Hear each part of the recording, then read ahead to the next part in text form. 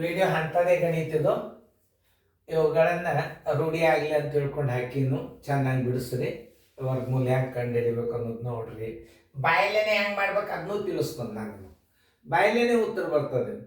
ಬಿಡಿಸೋದಾಗ್ತಾನೆ video on ಮಾಡಿರಿ ನೋಡ್ರಿ. ಹಣ್ಣುಗಳು ಹೆಂಗಂದ್ರೆ 7,056 ಹಣ್ಣುಗಳನ್ನು ಎಷ್ಟು ಡಬ್ಬಿಗಳಿವೆಯೋ ಅಷ್ಟೇ ಹಣ್ಣುಗಳನ್ನು ಪ್ರತಿ ಡಬ್ಬಿಯಲ್ಲಿ ತುಂಬಿದ್ದರೆ ಡಬ್ಬಿಗಳ ಹಾಗೂ ಹಣ್ಣುಗಳ ಸಂಖ್ಯೆಯನ್ನು ಕಂಡುಹಿಡಿಯಿರಿ. ಇನ್ನೊಂದು, ಒಂದು ತೋಟದಲ್ಲಿ ಎಷ್ಟು ಗಿಡಗಳ ಸಾಲುಗಳಿವೆಯೋ ಅಷ್ಟೇ ಗಿಡಗಳನ್ನು ಹಚ್ಚಿದ್ದರೆ, ಈಗ 15 ಸಾಲು ಹಾಕ್ಯಾರ. ಈಗ ಒಂದು ಹೊಲದಾಗ 15 ಸಾಲು ಹಾಕ್ಯಾರ. ಆ 15 ಸಾಲು ಹಾಕ್ಯಾರ, ಒಂದೊಂದು ಸಾಲಿಗೆ 15 ಗಿಡಗಳನ್ನು ನಟ್ಟಿದ್ರೆ ಗಿಡಗಳ ಸಂಖ್ಯೆ ಎಷ್ಟು, ಸಾಲುಗಳ ಸಂಖ್ಯೆ ಎಷ್ಟು ಅಂತ ಸೈನಿಕ್ ಸ್ಕೂಲ್ನಾಗ ಬಿದ್ದವು. ಇದೇ ಮಾದರಿ ಸಾಲುಗಳ ಸಂಖ್ಯೆ ಎಕ್ಸ, ಗಿಡಗಳ ಸಂಖ್ಯೆ ಎಕ್ಸ. ಆಮೇಲೆ ಒಂದು ವಿದ್ಯಾರ್ಥಿಗಳು ಒಂದು ಫಂಡ ಗೊಳೆ ಮಾಡಿದರು. ಎಷ್ಟೋ ವಿದ್ಯಾರ್ಥಿಗಳು ಇದ್ದರು. ಎಷ್ಟು ವಿದ್ಯಾರ್ಥಿಗಳು ಅದೀವು ಅಷ್ಟು ಹಣ ಹಾಕೋನು ಅಂದರು. ಅವ್ರು ಹಾಕಿದ ಒಟ್ಟು ಹಣ ಎಕ್ಸ್ ಆಯಿತು. ಹಾಗಾದ್ರೆ ಹುಡುಗರ ಸಂಖ್ಯೆ ಎಷ್ಟು, ಅವ್ರು ಹಾಕಿದ ಹಣ ಎಷ್ಟು, ಎಲ್ಲ ವರ್ಗಮೂಲ ಲೆಕ್ಕಗಳಿವು. ಇಂಥವೆಲ್ಲ ಪರೀಕ್ಷೆಗೆ ಬೀಳ್ತಿರ್ತಾವೆ. ಸರ್ ಏನು ಹೇಳ್ತಿರ್ತಾರಲ್ಲ ಅದನ್ನು ಲಕ್ಷ್ಯ ಕೊಟ್ಟು ಕೇಳಬೇಕು. ಈಗೇನು ಡಬ್ಬಿಗಳು ಎಷ್ಟವ ಅಷ್ಟೇ ಹಣ್ಣುಗಳನ್ನು ತುಂಬಿದ್ದಾರೆ. ಡಬ್ಬಿಗಳ ಸಂಖ್ಯೆ ಎಷ್ಟು, ಹಣ್ಣುಗಳ ಸಂಖ್ಯೆ ಎಷ್ಟು. ಇದು ಒಂದು ತೋಟದಲ್ಲಿ ಎಷ್ಟು ಸಾಲುಗಳಿವೆ ಅಷ್ಟೇ ಗಿಡಗಳನ್ನು ನಟ್ಟಿದ್ದಾರೆ. ಅಲ್ಲಿ ತೋಟದಲ್ಲಿ ಇದ್ದ ಗಿಡಗಳ ಸಂಖ್ಯೆ ಇಷ್ಟು ಆಗಿದ್ದರೆ, ಎಕ್ಸ್ ಆಗಿದ್ದರೆ ಸಾಲುಗಳ ಸಂಖ್ಯೆ ಎಷ್ಟು, ಗಿಡಗಳ ಸಂಖ್ಯೆ ಎಷ್ಟು ಅಂತ ಕಂಡುಹಿಡಿಬೋದು. ಆಮೇಲೆ ಒಂದು ವಿದ್ಯಾರ್ಥಿಗಳು ಒಂದು ಗುಂಪು ಇರ್ತದೆ. ಎಷ್ಟೋ ಇರ್ತಾರೆ ವಿದ್ಯಾರ್ಥಿಗಳೇ. ನಾವೆಷ್ಟು ವಿದ್ಯಾರ್ಥಿಗಳು ಅಷ್ಟೇ ರೊಕ್ಕ ಹಾಕಿದರು. ಒಟ್ಟು ಟೋಟಲ್ ಅಮೌಂಟ್ ಎಕ್ಸ್ ಆಯಿತು. ಹಾಗಾದ್ರೆ ವಿದ್ಯಾರ್ಥಿಗಳ ಸಂಖ್ಯೆ ಎಷ್ಟು ಹಾಗೂ ಪ್ರತಿಯೊಬ್ಬ ವಿದ್ಯಾರ್ಥಿ ಹಾಕಿದ ಹಣ ಎಷ್ಟು ಅಂತ ಕೇಳಿದಾಗ ನೀವು ವರ್ಗಮೂಲ ತೆಗಿಲಿಕ್ಕೆ ಬೇಕು. ಆಮೇಲೆ ವೃತ್ತದ ವಿಸ್ತೀರ್ಣ ಕೊಡ್ತಾನೆ, ತ್ರಿಜ್ಯದ ಅಳತೆ ಎಷ್ಟು ಅಂತ ಕೇಳ್ತಾನೆ, ಆವಾಗ ನಿಮಗೆ ಇದು ವರ್ಗಮೂಲ ಲೆಕ್ಕ ಬೇಕು. ಒಂದು ವರ್ಗಾಕಾರದ ವಿಸ್ತೀರ್ಣ ಇಷ್ಟದ, ಹಂಗಾದ್ರೆ ಆ ವರ್ಗದ ಭುಜ ಎಷ್ಟು, ಆವಾಗೂ ನಿಮಗೆ ವರ್ಗಮೂಲ ತೆಗೆದು ಬರಲಿಕ್ಕೆ ಬೇಕು. ಅದು ತ್ರಿಕೋನದಾಗೂ ಬೇಕು. ಕರ್ಣಗಳ ಅಳತೆ ಕೇಳಿದಾಗ, ಭುಜಗಳ ಅಳತೆ ಕೇಳಿದಾಗ ನಿಮ್ಗೆ ವರ್ಗಮೂಲ ಮೇಲಿಂದ ಲೆಕ್ಕಗಳು ಎಷ್ಟು ಬರ್ತಾವ ಅನ್ನೋ ಲೆಕ್ಕಗಳನ್ನು ಎಲ್ಲ ಹಾಕ್ತದೆ ಈ ಅನುಕ ನಂಬರ್ದಾಗ. ಇವು ಮೇನವಾಗಿ ವ್ಯಾವಹಾರಿಕ ಲೆಕ್ಕಗಳು, ವರ್ಗಮೂಲ, ಆಮೇಲೆ ಭಿನ್ನರಾಶಿ, ಸರಳೀಕರಣ ಬಂದೇ ಬರ್ತಾವೆ. ನಿಮಗೆ ಸರಳೀಕರಣ ಯಾಕೆ ಬರ್ತಾವ ಅಂದ್ರೆ ಅದು ಒಂದು ಫಾರ್ಮುಲಾ ಮೇಲೆ ಹೋಗೋದಿರ್ತದೆ. ಇವೆಲ್ಲ ವಿಚಾರ ಮಾಡಬೇಕು. ಆಮೇಲೆ ಥಿಂಕಿಂಗ್ ಪವರ್ ಮೇಲೆ ಲೆಕ್ಕ ಇರ್ತಾವೆ ಇವು. ಆಮೇಲೆ ವರ್ಗ ಸಂಖ್ಯೆನ ಬಾಯ್ದಿದ್ದು ಹೆಂಗೆ ಕಂಡು ಹಿಡಿಬೇಕು ಅದನ್ನೆಲ್ಲ ನಾ ತಿಳಿಸ್ತಿರ್ತೀನಿ, ಲಕ್ಷ್ಯ ಕೊಟ್ಟು ನೋಡಿ. ಇಲ್ಲ ಹಣ್ಣುಗಳ ಸಂಖ್ಯೆ ಅಂದ್ ಏನು ಕೇಳ್ಯಾರ, ಡಬ್ಬಿಗಳ ಸಂಖ್ಯೆ ಎಕ್ಸ್, ಡಬ್ಬಿಗಳ ಸಂಖ್ಯೆ ಎಕ್ಸ್ ಆಗಿರಲಿ, ಎಕ್ಸ್ ಆಗಿರಲಿ. ಆಮೇಲೆ ಹಣ್ಣುಗಳ ಸಂಖ್ಯೆ ಎಕ್ಸ್ ಆಗಿರಲಿ.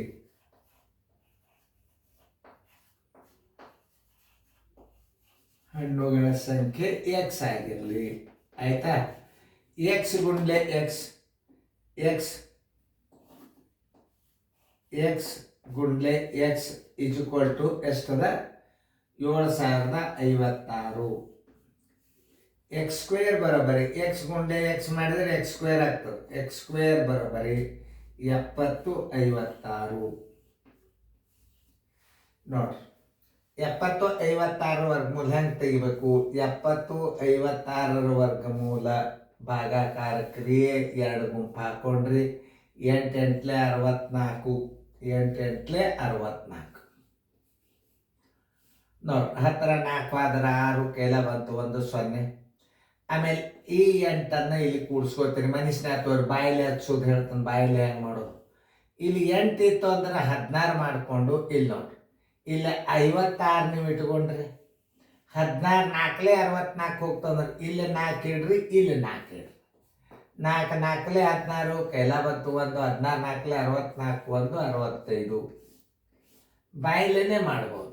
ಆವಾಗ ಎಕ್ಸ್ ಬರೋಬರಿ 7056 ವರ್ಗಮೂಲ ಬರೋಬ್ಬರಿ ಎಷ್ಟು 84 ಗುಂಡ್ಲೆ 84 ಬರೋಬ್ಬರಿ ಎಕ್ಸ್ ಬರೋಬ್ಬರಿ 84. ಅಂದರೆ ಏನು? ಡಬ್ಬಿಗಳ ಸಂಖ್ಯೆನೂ 84. ಡಬ್ಬಿಗಳ ಸಂಖ್ಯೆ ಬರೀ 84 ಉತ್ತರ ಹಾಕಿದ್ರೆ ಸಾಕು.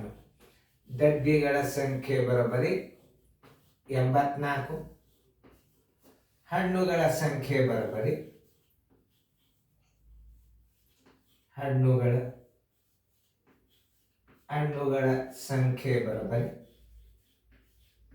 ಹಣ್ಣುಗಳ ಸಂಖ್ಯೆ ಬರೋಬ್ಬರಿ 84. ತಿಳಿತಲ್ಲ? ನೋಡಿ ಹೆಂಗೆ ಮಾಡ್ಬೇಕು ಅನ್ನೋದು ತಿಳ್ಕೊಂಡು ನೀವು ಮುಂದಿನ ಗಣಿತಗಳನ್ನು ಮಾಡಿ. ನಿಮಗೆ ಬಂದು ಅಂದರೆ ಹೊಳ್ಳಿ ನೋಡಬಾರ್ದು ಗಣಿತ ರಿವಿಷನ್ ನಾ ಹೆಂಗೆ ಹಾಕ್ತಿರ್ತಂದ್ರೆ ನೀವು ಹೊಳ್ಳಿ ನೋಡಲೇಬಾರ್ದು ಗಣಿತಗಳನ್ನು. 2 ಭಾಗ ಮಾಡಬೇಕು. ಆಮೇಲೆ ವರ್ಗ ಅಂಕೆಗಳಿಂದ ಭಾಗಿಸಿದ್ರಿ. ಆಮೇಲೆ ಇದನ್ನು ಬಾಯಲ್ಲಿ ಹೆಂಗೆ ಮಾಡೋದು ಅನ್ನೋದು ತಿಳ್ಕೊಳ್ರಿ. 70 56 ಇಲ್ಲಿ 8 8 10 ಇಲ್ಲಿ 8 ತಗೋರಿ. ಇಲ್ಲಿ 8 ಹೊರಗೆ ಇಡ್ರಿ. 8 8 64 ಹತ್ತದಲ್ಲ. ಈಗ ಸ್ವಲ್ಪ ವಿಚಾರ ಮಾಡ್ಬೇಕು ನೀವು. ಇಲ್ಲಿ 8 ಹೊರಗೆ ಇಡಾಗ ಈಗ ನೀವು ಮುಂದಿನ ಅಂಕಿ ಏನಾಗ್ತದೆ? 64 ಅಂದ್ರೆ ಎಷ್ಟಾಗ್ತದೆ ನೋಡ್ರಿ. ಇಲ್ಲಿ 6 ಉಳಿತು. ಈ 56 ಇಟ್ಟಾಗ 6 ಮುಂದೆ 5 ಬಂದ ನಿಂದಿರ್ತದ ಅಂದ್ರೆ 65 ಇಲ್ಲಿ ನಿಂತದ್ ನೋಡ್ರಿ. ಆಮೇಲೆ ಇಲ್ಲಿ ಆ 65 8ರಲ್ಲೇ ಭಾಗಿಸ್ಬಾರ್ದು ನೀವು, 16ರಲ್ಲೇ ಭಾಗಿಸ್ಬೇಕು. 16 4ಲೇ ಅಲ್ಲಿ ಹತ್ತದಂದ್ರೆ ನೋಡಿ 84 ಇಟ್ಟು ಬಿಡ್ರಿ ಬಾಯ್ದಿಂದ. ಇನ್ನೊಂದ್ಸಲ ನೋಡ್ರಿ. 8 8 64 ಇಲ್ಲಿ ಇಟ್ರೆ ಇಲ್ಲಿ 64 ಅಂದ್ರೆ 6 ಉಳಿತು. 6 ಮುಂದೆ 5 65 ಬಂತು. ಈ 8ರಲ್ಲೇ ಭಾಗಿಸ್ಬಾರ್ದು. ಇಲ್ಲಿ 8 ಹೊಳಿ ಕೂಡಿಸ್ತೀರ 16ರಲ್ಲೇ 65ಕ್ಕೆ ಭಾಗಿಸ್ರಿ. 16 4ಲೇ 84 ಇಟ್ಟು ಬಿಡ್ರಿ ನೋಡ್ರಿ ಬಾಯ್ದಿಂದ. ಹಿಂದೆ ನಿಮಗೆ ಬಾಯಲ್ಲಿ ಬಿಡಿಸುವಂಥ ಲೆಕ್ಕಗಳನ್ನು ಹೇಳುವಾಗ ನೀವು ಲಕ್ಷ ಕೊಟ್ಟಲೇ ನೋಡಬೇಕು. 64 ಬಂತು, 84 ಬಂತು, 90 ಬಾಯಿ ನಿಮಗೆ ಆಪ್ಷನ್ಸ್ ಕೊಟ್ಟಿರ್ತಾನೆ, 4 ಉತ್ತರ ಕೊಟ್ಟಿರ್ತಾನೆ. ಆದರೆ ಈ ರೀತಿ ನಿಮಗೆ ಗಣಿತ ಮಾಡ್ಲಿಕ್ಕೆ ಬರಲೇಬೇಕು. ಅದು ಭಾಳ ಇಂಪಾರ್ಟೆಂಟ್. ಇಂಥ ಗಣಿತಗಳು ಮಾಡ್ಲಿಕ್ಕೆ ಬರಬೇಕು ನಿಮಗೆ. ಆಮೇಲೆ ಬಾಯಲ್ಲಿ ಹೆಂಗೆ ಹಾಕಬೇಕು ಅದನ್ನು ಕಲಿಬೇಕು. ಯಾಕಂದ್ರೆ ಈಗ ಥಿಯರಿ ತಲೆ ಒಳಗೆ, ಆದ್ರೆ ಜಯ ಎಲ್ಲೇ ಕ್ವಿಕ್ ಆನ್ಸರ್ ಫೈಂಡ್ ಔಟ್ ಮಾಡೋದು ಹೆಂಗೆ ಕಲಿಬೇಕು. ಬರೀ ಹಾಲು ತೊಗೊಂಡು ಕುಡಿದು ಕಿಸಿದ ದಪ್ಪಂಗೆ ಹೂ ಅಂತ ಊಟ ಮಾಡ್ಕೆ ದಪ್ಪಾಗಿ ಮೈ ಬಾಡಿ ಬೆಳೆಸಿ ಪೈಲ್ವಾನ್ ಆದ್ರೆ ಉಪಯೋಗ ಇಲ್ಲ. ಆ ಪೈಲ್ವಾನ್ಗೆ ಪೇಚ್ ಬೇಕು. ಆ ಪೇಚ್ ಇದ್ರೆ ಮಾತ್ರ ಕುಸ್ತಿ ಒಳಗೆ ಎದೀತಾರೆ. ಪೇಚ್ ಕಲಿಲ್ಲ ಅಂದ್ರೆ ಬೇಕಾದಷ್ಟು ಉಬ್ಬಿದ್ರು ನಾವು ದಪ್ಪ ಅಂತ ಬಿಡೋದು ಗ್ಯಾರಂಟಿ. ಅದಕ್ಕೆ ಗಣಿತದಲ್ಲಿ ತಲೆನೂ ಬೇಕು, ಪೇಚನ್ನು ಬೇಕು. ಇದು ಹೈನ ಹಾಲ ನಿಮಗೆ, ಇದು ಕೊಡೋದು ಪೇಚ್. ಹೈನ ಹಾಲ ಕೊಟ್ಟು ಪೈಲ್ವಾನ್ ಮಾಡಲೇಬೇಕು, ಪೇಚನ್ನು ಕಲಿಸ್ಬೇಕು. ಅಂದ್ರೆ ನಿಮಗೆ ಜಯ. ಹೇಳಾಗ ನೋಡ್ರಿ, ಲಕ್ಷ ಕೊಟ್ಟು ನೋಡ್ರಿ. ವಿಡಿಯೋ ಕ್ಲಾಸನ್ನು ಭಾಳ ವೆಕೇಶನ್ ಕ್ಲಾಸ್ನ ಭಾಳ ಪವರ್ಫುಲ್ಲಲ್ಲೇ ನೋಡ್ಕೋಬೇಕು.